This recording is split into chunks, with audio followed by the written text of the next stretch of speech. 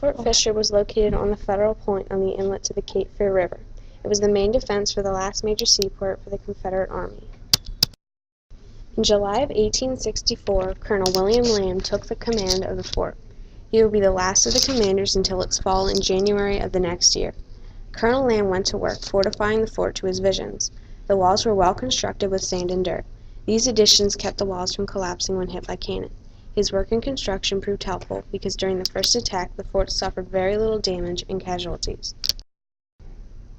There were 2 attacks on the fort.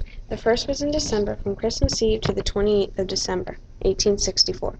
There were very little casualties on both sides, and the fort still stood as well with very little damage.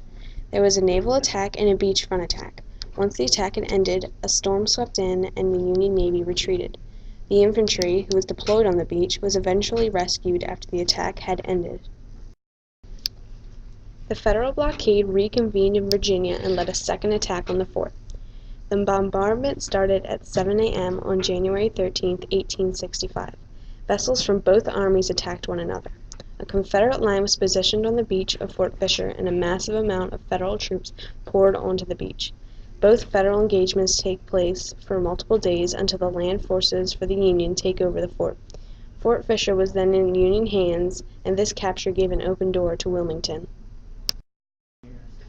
Because the Union captured Fort Fisher, there wasn't much of a defense stopping them from taking Wilmington. Once Wilmington was captured, the Union had control over every major seaport for the Confederacy. This cut off exporting cotton to receive needed military supplies.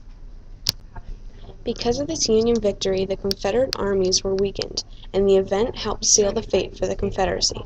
Only months later, on April 9, 1865, General Robert E. Lee surrendered at Appomattox Courthouse. Then soon, on June 22, 1865, the last shot was fired, ending the American Civil War.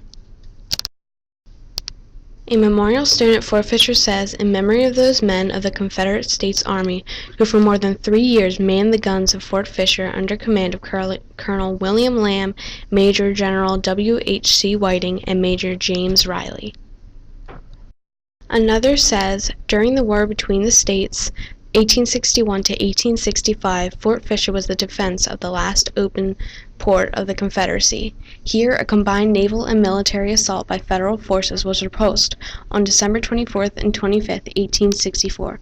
The fort was captured on the night of January 15th, 1865, after 3 days combined bombardment by more than 55 enemy warships and attacks by 10,000 land forces. The garrison of the fort, 1,900 men, was composed entirely of North Carolinians, with the exception of 350 South Carolinians.